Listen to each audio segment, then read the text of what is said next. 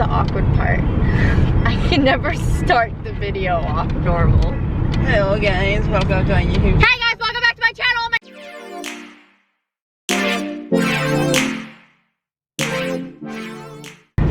Hi guys, welcome back to my channel.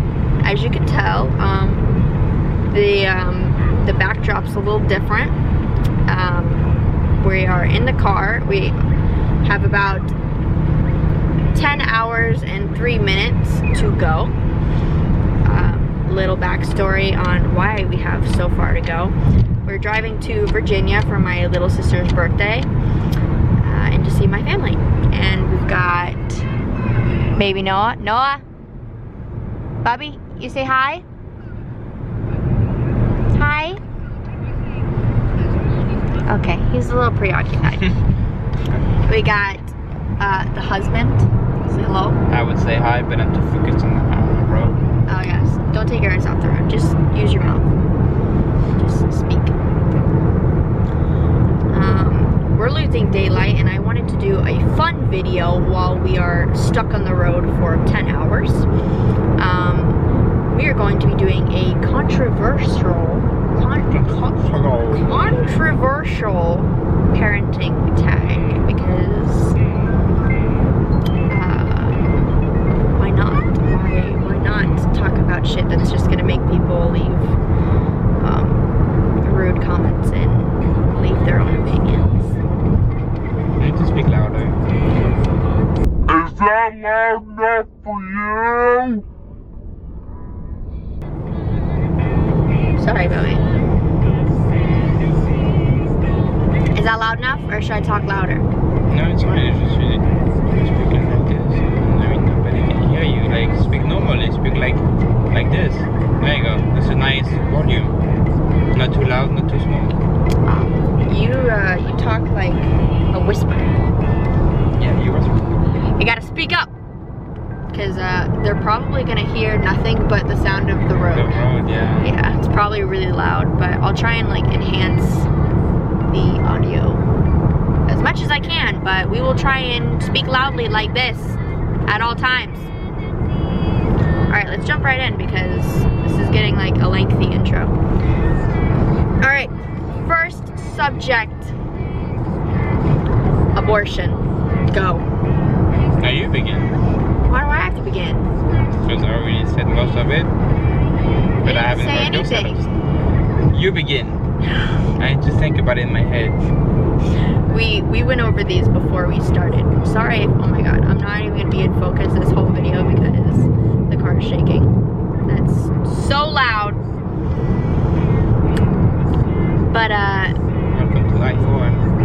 yes, we went over these questions before we started, you know, kind of get a little game plan. To say what we want to say without offending people.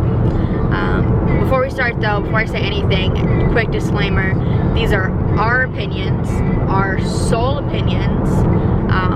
What we do with our children and our children's future is exactly up to us. No haters. What he said. Everyone has the right to their own opinion. I believe that you need to be open-minded, yada yada yada. You get what I mean. I'm not trying to offend anyone in any way, but these are just our opinions. This is just how we feel, how we were raised, and yeah. So don't get too butthurt because it's not that serious. It's not that serious. I mean, it's pretty serious, but... Shut up. So, the first topic is abortion, and my views on abortion are some people are just not meant to have kids. There are lots of practical and reasonable reasons for a woman to choose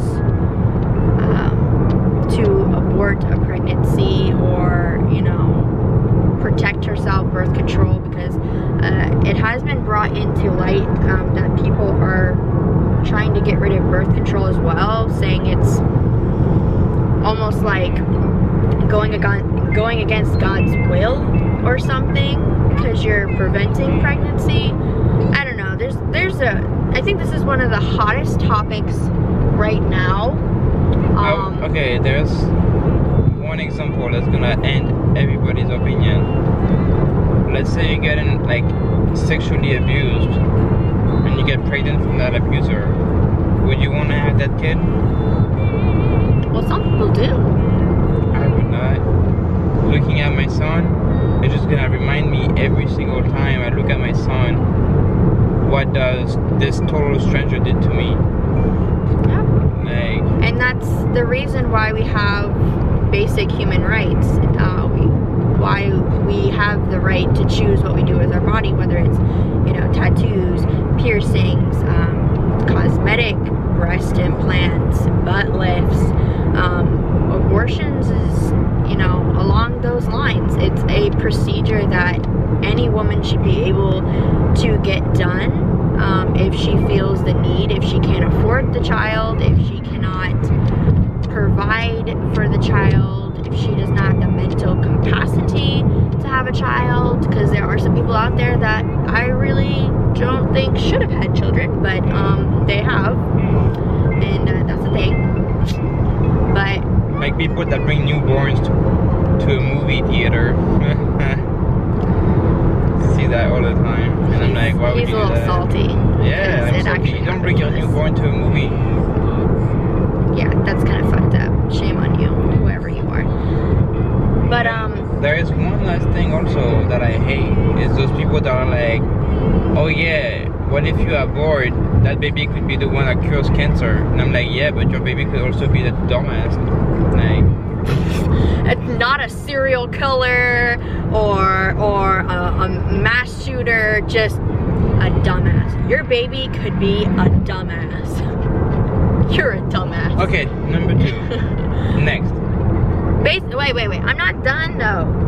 Oh yeah, but then the All video's in gonna all- be like 40 minutes. All in all, every woman should have the right to choose what she does with her body. It's not anyone else's goddamn business but her own. She doesn't have to give a reason. There are circumstances where it gets kind of out of control. People are having, you know, 4 or 5 abortions, multiple abortions. They're just not having protected sex. That's where people are getting kind of angry. They're like, hey, you're ruining your body. You're basically getting all these procedures done. You're aborting these babies just because you don't want to protect yourself during sex. That also makes me angry. But whether or not I'm upset about it, it's not my body. It's not my choice. So, in the end, not your body, not your Not your choice. business. Not your business. That's basically how I see it, you know? It's unfortunate. It's very sad to think about. I honestly, personally would never be able to do it just because I'm weak, I guess. I don't know. I wouldn't be able to personally do it myself, but I will never shame someone for having to take that route because they have every right to as a person. Oh my God. It's so bumpy and it's getting so dark. Moving on. Circumcision. How do you feel about circumcision? I believe in it. I am circumcised. My son is circumcised. He is. I'm for religious purpose, but He's a Jew. I also believe that, I mean, it's safer for you. It's medically proven that circumcising the pee-pee is good for you. The pee-pee. Yeah. Can you not use the word penis? No. Oh, okay. I also agree with Victor. I am all for circumcision.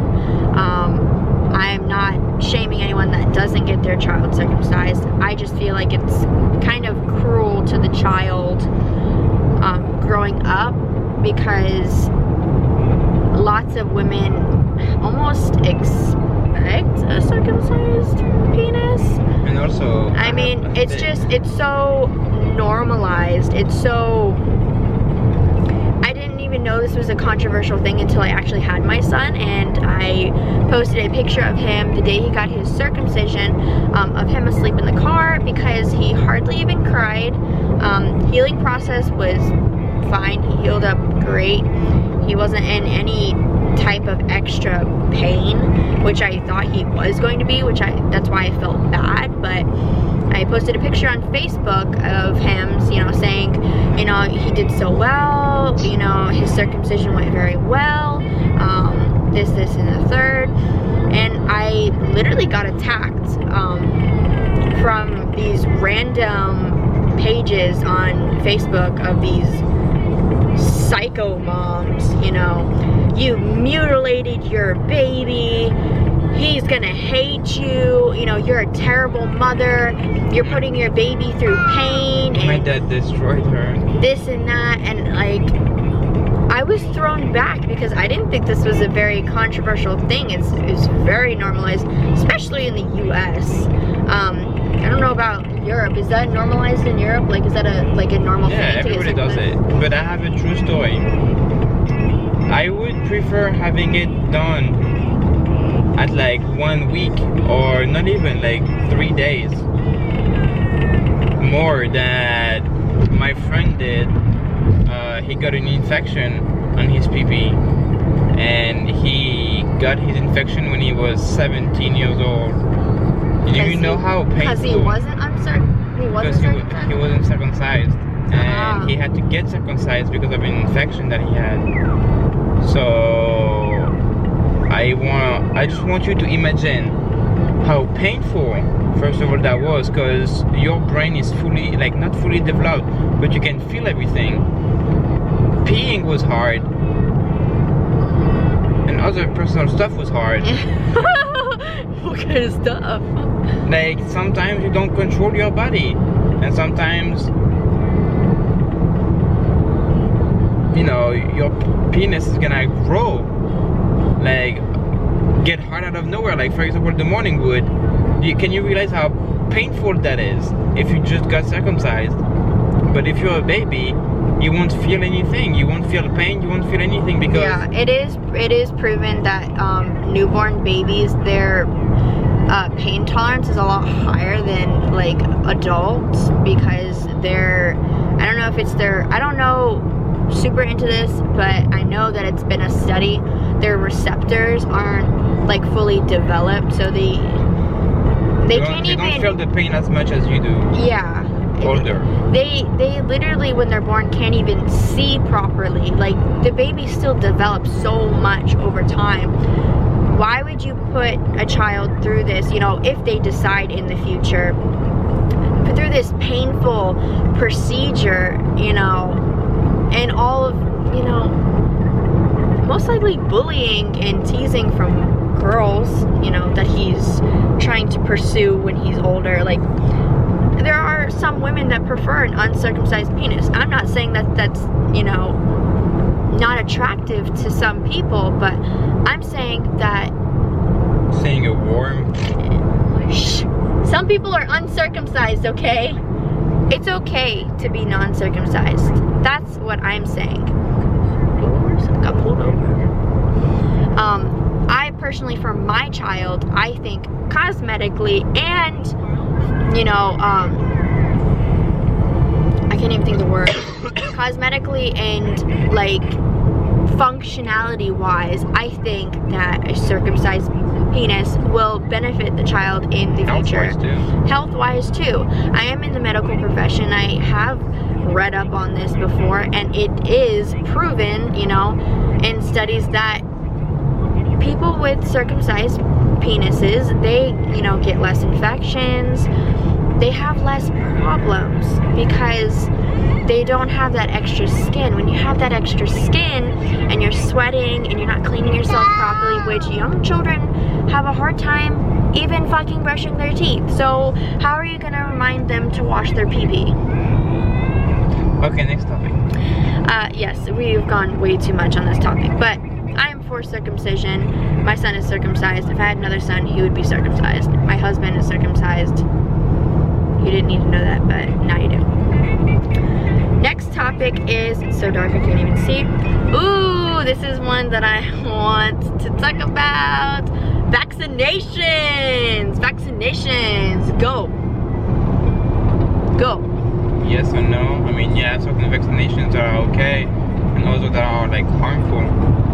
But you guys don't really like. Are you saying this just because someone told you that, or because you've done your own research? I've done my own research. I've read. Okay, what's the vaccine that's dangerous? I already told you. I do not know the names. Oh. If you've done your research, then you should know the names. I'm gonna pass this What's one. the side effects? Why are they getting the vaccine? Babe, I've read it in French. Like, translating everything right now is gonna be like too much for my brain. So you go and I'll pass this topic. He'll pass. You can hardly see me. This is. Should I turn this on? Oh, that's. Nope, not doing that. I personally will always vaccinate my child because that's how you keep your child healthy. I believe in getting your flu shot. Actually I haven't got my flu shot for many years. Not because I'm against it, but honestly because I keep forgetting. It's not a big deal to me. But I fully believe in vaccinating children. You know, chicken pox, Hep B, all of the vaccinations, because that is just what you do. That's how you prevent certain illnesses and diseases, you know. People can sit there all day and say it causes autism, but at the end of the day, I'm gonna offend people, but people that say vaccinations cause autism are a little stupid. Just a little. There has been no evidence that vaccines in any way cause autism at all. This was all started by like this one guy that like wrote this article, and it was automatically debunked. Literally almost automatically debunked. Many medical professions have come through, have, you know, published work, even gone on talk shows and tried to explain to these people how the person that posted that article or that section, they don't know what they're talking about. They have no ground to say these accusations, and we have actual proof that says vaccines help our children. Bam. Like, there's no argument. Like, it's a little ridiculous with some people, because working in a medical office, you see some stuff. You definitely see some stuff. I'm gonna leave it at that. What? I just saw a sign that said Botox for $8.99. That's like dirt cheap.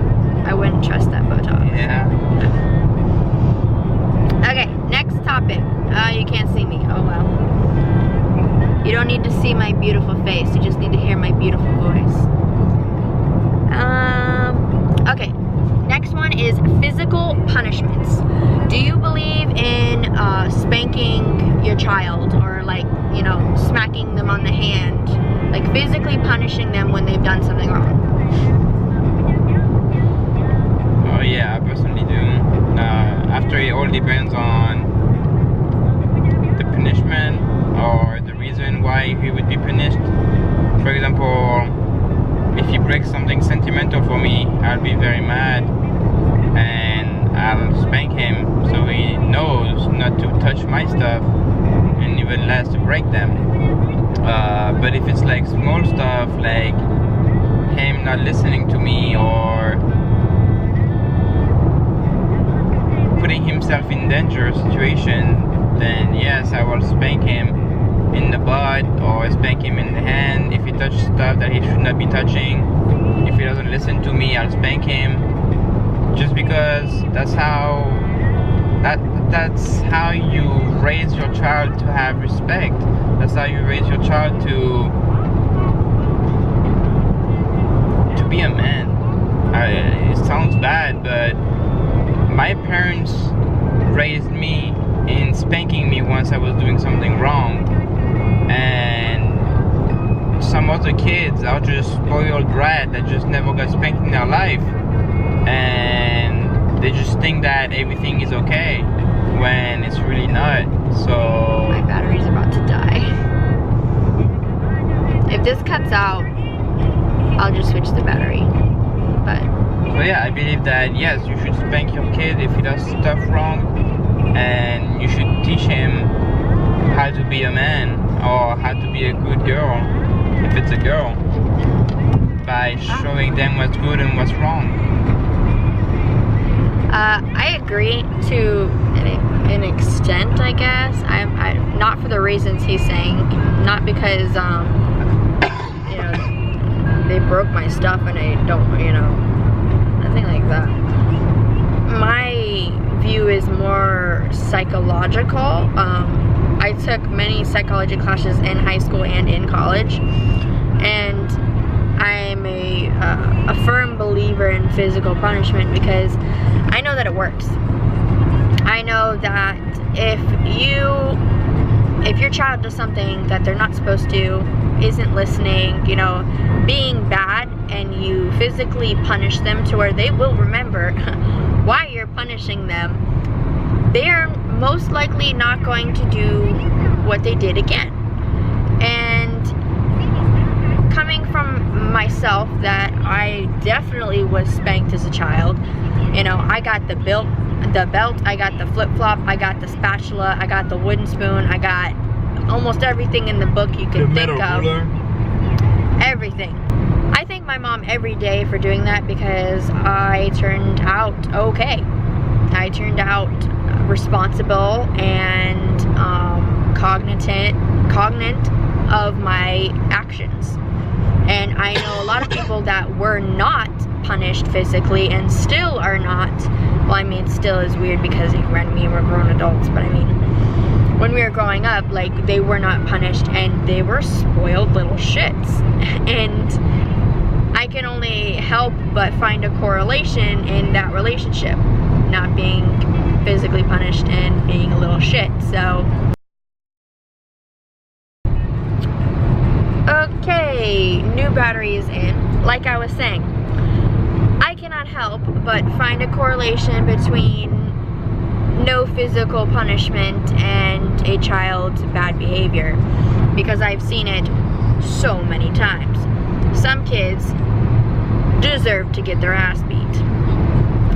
And, you know, from a personal experience, having a child, I have proven my theory because I, you know, from a very young age, I made sure Noah knew what was right and what was wrong. You know, I didn't beat him, which a lot of people think physical punishment equals like abuse, which that's not true. If you're leaving welts on your child and, you know, making them bleed, like, that's excessive. I'm talking about like a slap on the hand, like a little pat on the hand, or, you know, a spank on the butt. Not like beating them with a baseball bat or something crazy. And I started him very young, you know, when he would touch something he wasn't supposed to, bam, slap on the hand, no. And he knew right away what no meant, you know, what was right, what was wrong, what I should be doing, what I shouldn't be doing, you know. It's just, you know, it's hard to explain, but when you don't punish your children, they think they can get away with a lot of stuff, and it goes on to an extent where it's hard to reverse once they get older, because, you know, they start getting their own opinions and stuff like that, fun stuff. Yeah, I believe in physical punishment because kids are little shits, they're assholes, and yeah. Okay, moving on. Next one is co-sleeping. Whoa. Victor? Yeah, I believe in co-sleeping. If my son has a nightmare, I surely hope he will come to me. That's not co-sleeping though. Having a nightmare and running into your parents' room or like climbing in their bed, that's not co-sleeping. Co-sleeping is sleeping with your parent every single night. You don't have a bed of your own. You sleep with your parents. I mean, at one point when we were like moving, sometimes we'd end up in a small apartment where I would sleep with my sister or I would sleep with my parents for like a week, 2 weeks, 3 weeks. Okay, I'm saying if you had the room, would you co-sleep with your child? Would you let them sleep in your bed every single night? Yeah, I would not mind that. Okay. It's my son. I'm the complete opposite. I think co-sleeping. You like your space. You don't even like sleeping with me. That's like, so true. You need your own so space. True. I don't care. I could be literally like sleeping on the side of the bed and my son taking an entire space. I would not care because he's my son. If he is happy, I'm happy. Well, yeah, I love cuddling with him and everything, but for 5 minutes. Psychologically, I think that kids should sleep in their own bed because then they form negative attachments to their parents. It becomes so severe that when they grow up, they don't want to sleep in their own bed. Like, they need to learn to know how to sleep on their own. They can't be reliant on you for the rest of their lives. Or I've seen some people go up all the way to like 15 and be sleeping with their parents. That's a little weird. That's a little weird. Like, I get it when they're younger. When Noah was a baby, he slept in like a what was it, a bassinet? Like a basket. He would usually sleep in like a basket on the bed with me or Victor. So that could, I guess, be considered co-sleeping. But once he hit a certain age, like, you know, 4 months, he went right to his crib. He started sleeping in his crib. And that's how it's been ever since. And now he's an amazing sleeper. He has a big boy bed, and he's not even 2. He goes to sleep by himself. He doesn't need anyone in the room. He's very independent. And that's how children should be raised, is independent. Because if you coddle them and baby them, they will always be reliant. They won't know, you know, how to start growing up. And I know that's weird to say because they're so young, they're babies, but if you don't start it young, if you don't, you know, it's like talking to babies in baby language. They've done studies, psychological studies that prove if you talk to a child like an adult, like no baby language, they will be more mature, more cognitive. Like they will be smarter than a baby that has been non-stop talked to in baby language. Like, there's literally been studies. And I don't know if it was because I was raised to be very independent. My mom never coddled me. She was, you know, she raised me to be my own person. And I mean, I thank her every day for that. We don't have really like a mom and daughter relationship. We have more of like a sister relationship. Because, you know, obviously when you're being tough on your kids when they're younger, they're going to resent you for it.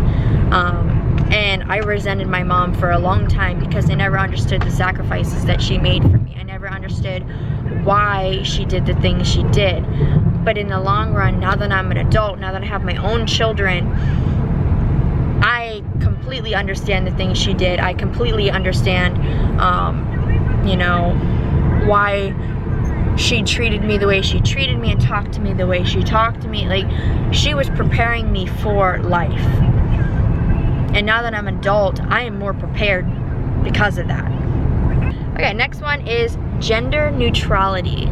This is a new topic, something that wasn't a thing back in the day. How do you feel on gender neutrality? What does that mean? So, oh yeah, the stuff was like... yes, so basically gender neutrality, to put it in basic words, it's when your baby comes out, you don't give it a gender. You kind of, it's not a he or she, it's an it. It's, you let the child grow up and form its own idea of what it wants to be. So you're basically letting your child choose its gender. How do you feel about that? It's stupid. If, like I said, if a baby has a penis, it's a boy. If it has a vagina, it's a girl. There's no in between. Like, of course, if my son later on wants to be a girl, it's his choice. If he wants to wear dresses, it's his choice. But I'm not gonna, from birth, call it an it. He's not an object. He's a human being, for God's sake. I somewhat agree to that. It's a little tricky of a topic because, you know, I totally, you know, I know trans people, bi people, like, I get the whole sexuality thing. Like, sometimes when you are older and you can, like, form your own thoughts and your own opinions, your brain tells you that you are something different, that you know, you're a woman or you're a man when you were born the opposite gender. I understand that completely, and I feel as if, you know, that's not a problem, that's not a bad thing, that's not what people are saying. But to have a baby and not educate them on what sexual organs they have is kind of neglectful. You are either biologically born a woman or biologically born a man. Why is third in the left lane? There's no other option. You have a penis, you have a vagina. There is no third contender. You know, that's biologically how you are born. Psychologically, that may be different. That, you know, you might not feel that way, and you know, might feel the need to change your gender, and that's completely up to you. Once again, basic human rights. You have the right to do whatever you want to your body. You have the right to think and feel and act, and, well, I mean, that's saying much, because there are some crazy, like, you know, Nazis and stuff. They shouldn't have said that. Oh yeah, he's asleep. Yeah, I don't think that's fair to your child, that you're not educating them on what gender they are. That's kind of neglectful. You should, I'm not saying if it's a girl she has to wear pink, if it's a boy, you know, he has to play sports. I'm saying that you shouldn't withhold information like that from your child, just because you feel like they shouldn't know. Yeah, that's my take on that. Next one is electronics for kids. Ooh, you can obviously tell what our opinions are on that. Do you want to start? No, you can start. Hell yes. Most of the older generation is what has a problem with electronics for kids, because they did not have access to these type of advancements.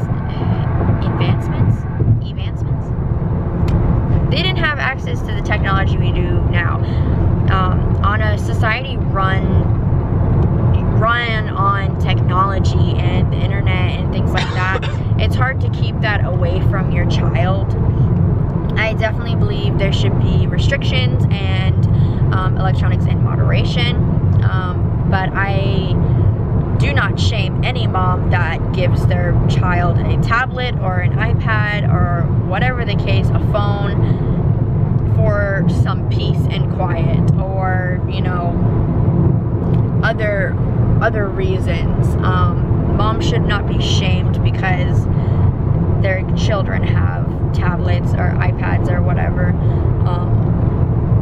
It's just the day and age. I mean, oh my gosh, it's getting so dark. It's literally just our day and age. Our generation is so focused around technology. It's, why not? You know, my kid is almost 2 and he already knows how to navigate an iPad. Like, I feel like that's pretty smart. You know, in the long run, I feel like, you know, young exposure to electronics, whoa, my voice just cracked, is almost like stimulating their brains. Yeah, depending on what they're doing with the electronic, it might be a little of the opposite. But there's many educational shows out, educational games. There's a lot of options. Just because it's an electronic device doesn't mean that it should be like shamed on. But like I said, there should definitely be restrictions because, you know, it can affect their eyes and their attention span and things like that.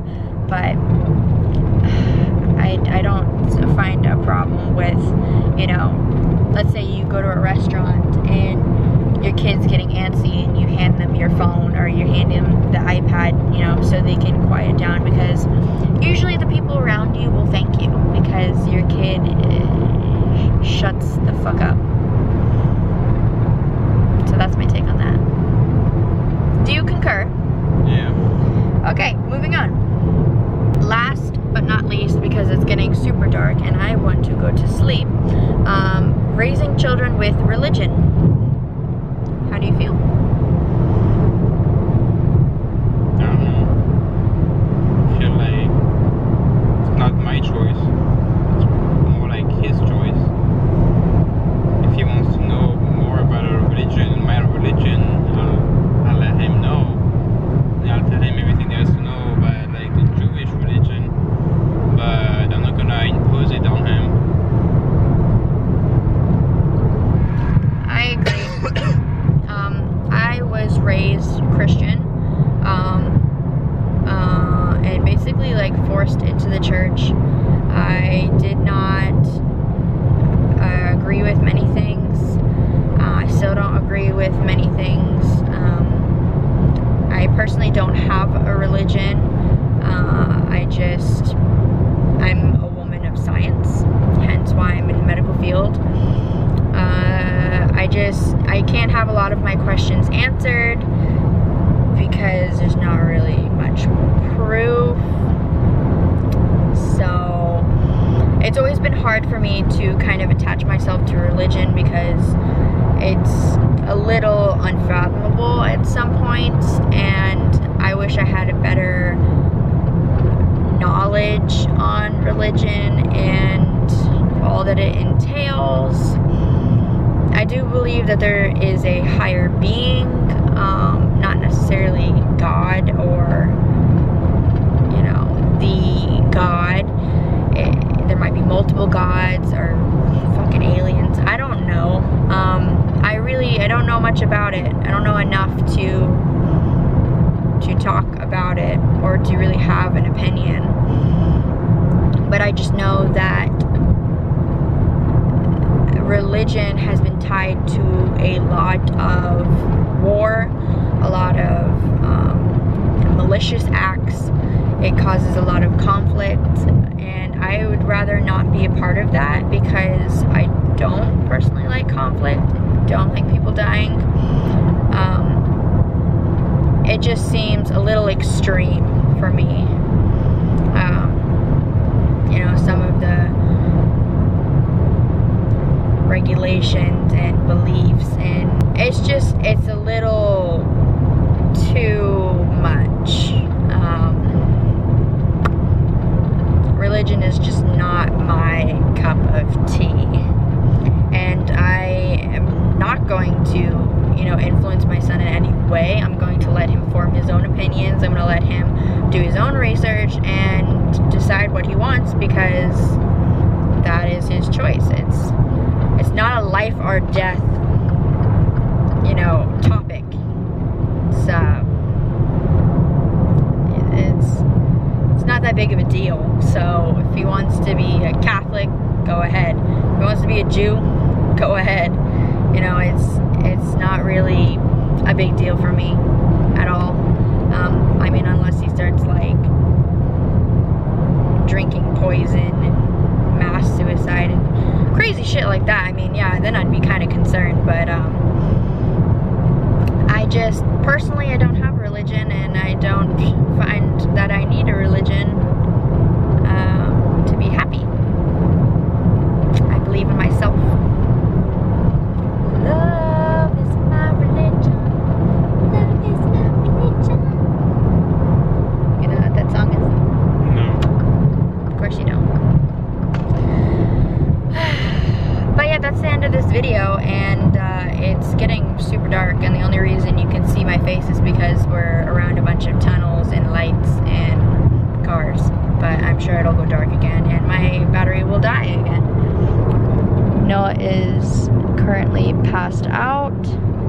Papa is driving. I'm sure I'll be driving within the next few hours. So, yeah. If you like this video, give it a thumbs up. If not, fuck you. I don't know.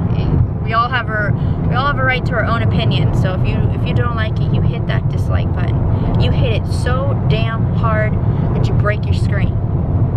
Because you know what? That's your right.